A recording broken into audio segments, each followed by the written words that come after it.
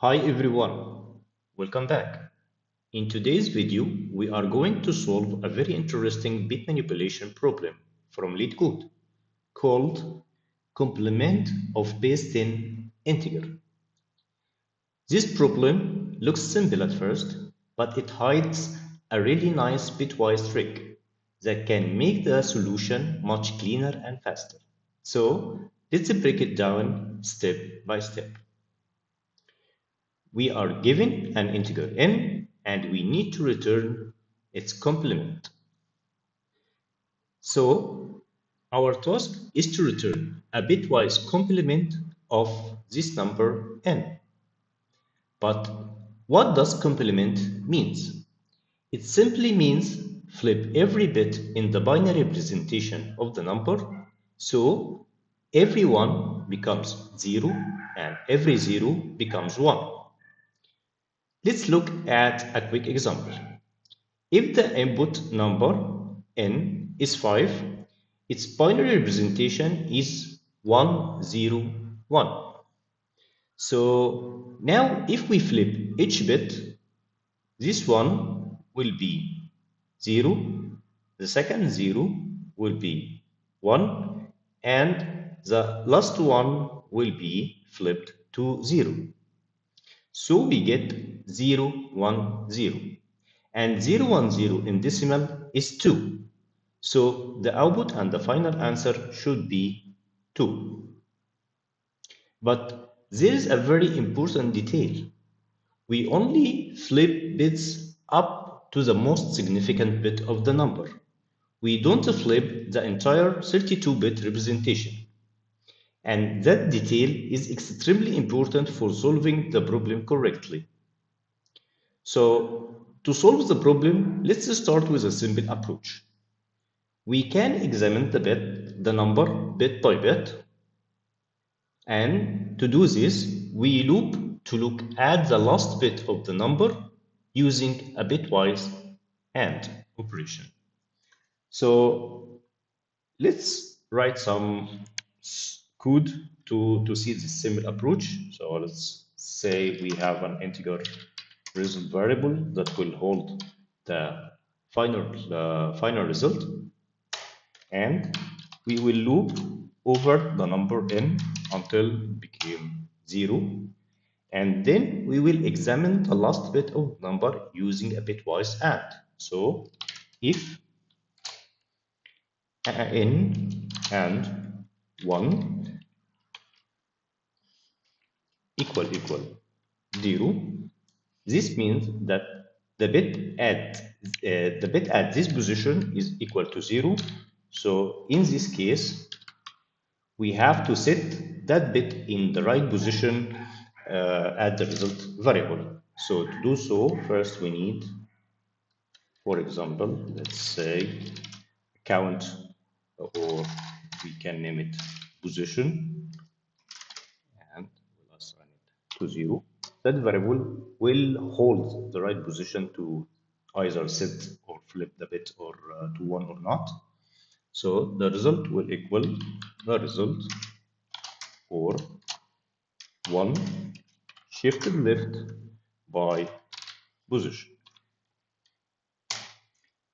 So if we are examining the last bit, then there isn't any shift here, and we will not do anything because we already have result equal 0.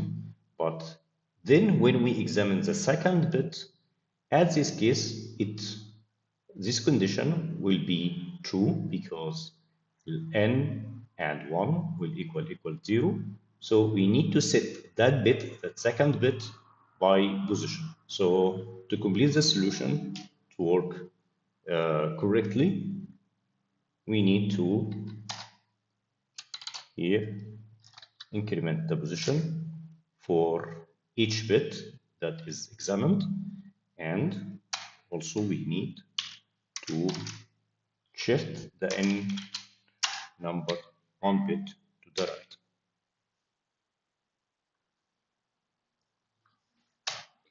And finally, we need to return the result. There's an edge case here, but I'll talk about it later. But let's now go through this code and explain it again step by step. So this condition tells us whether the last bit is 0 or 1, and if the bit is 0, we flip it to 1 using this statement that set the 1 at the right position. And if the bit is 1, we flip it to 0, so nothing is needed to be done here. And we keep track of the bit position so we know where to place the flip bit in the result. And finally, we shift the number to the right to process the next bit. And we continue doing this until the number becomes 0. This solution works perfectly fine and runs in O of log n time since we process each bit of the number, but we can actually do something even cleaner. Instead of flipping bits one by one, we can use a clever trick with XOR. So let's take an example.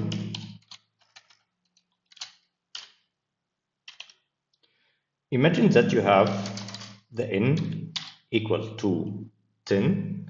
So its binary representation will be 1, 0, 1, 0. Now imagine that we create another number that has all ones and also have the same length like n, the binary representation of n, like this one.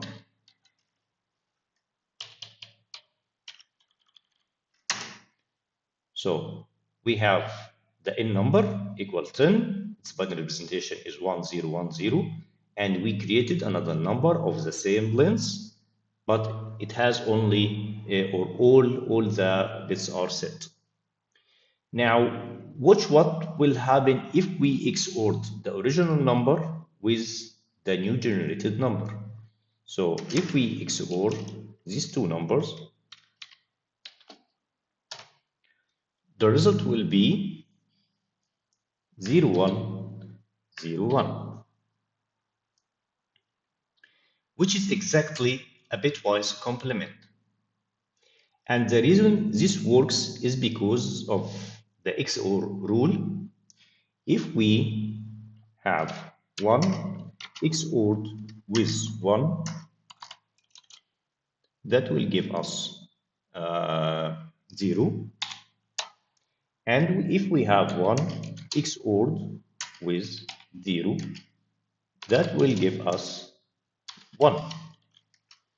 So any number that is XORed with 1 will be flipped.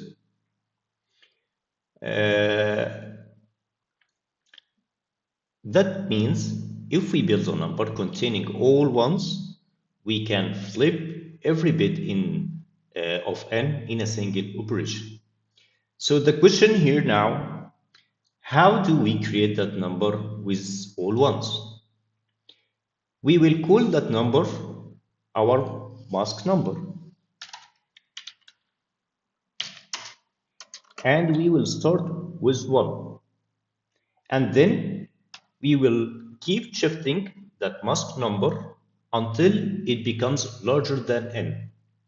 So again, for our example, when n equal 10, we build our mask number like first will be 1, then I'll keep shifting this 1 to the right by 1 bit until it became larger than the original number. So the first shift will be 1 0, then 1 0 0, then 1 0 0 0, which is 8 here, still less than 10, and finally it will be 1 0 0 0 0. The mask number now became greater than the original number. So once the mask became larger than that number, we stop and we subtract 1 from it. If we subtract 1 from the generated number or the shifted mask number, that will give us at the end 1, 1, 1, 1, which is a new number of the same length as n, but it has all the bit sets.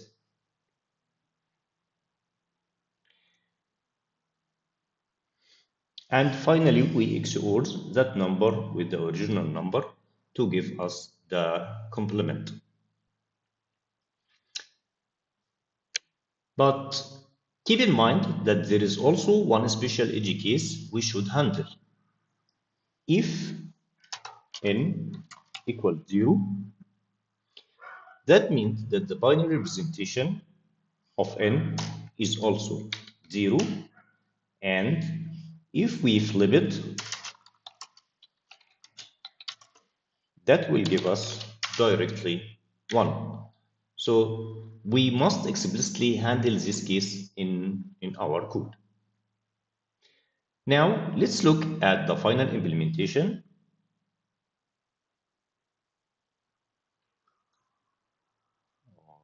Let's comment this out.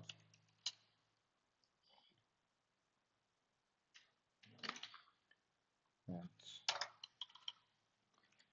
start a solution.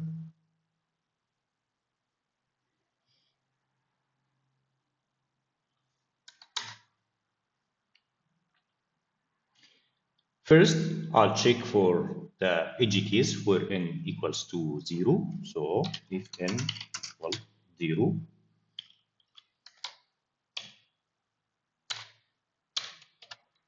then I will return directly 1. Then we create our mask variable and set it to 1. And I'll keep shifting our mask as long as it's less than or equal to n.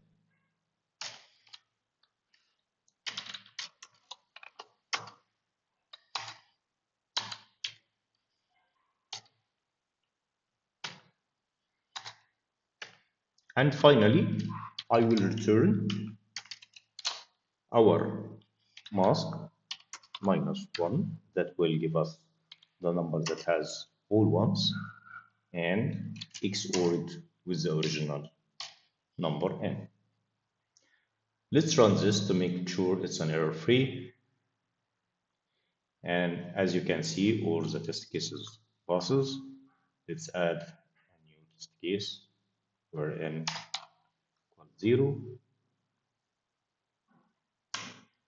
Let's submit it. And now let's analyze the complexity. The loop runs once for every bit in the number. So the time complexity is O of log n. And for the space complexity, we only use a couple of variables. So the space complexity will be constant, which makes the solution both efficient and clean. So this problem is a great example of how bit manipulation tricks can simply simplify your code dramatically. Instead of manually flipping every bit, we use a mask and a single XOR operation to do all the work for us. These kind of tricks show us a lot about shows a lot in a lot of coding interview, so it is definitely worth remembering them. If you enjoyed this explanation, make sure to like the video and subscribe to the channel for more coding interview problem and algorithm explanation. And I'll see you in next video. Bye.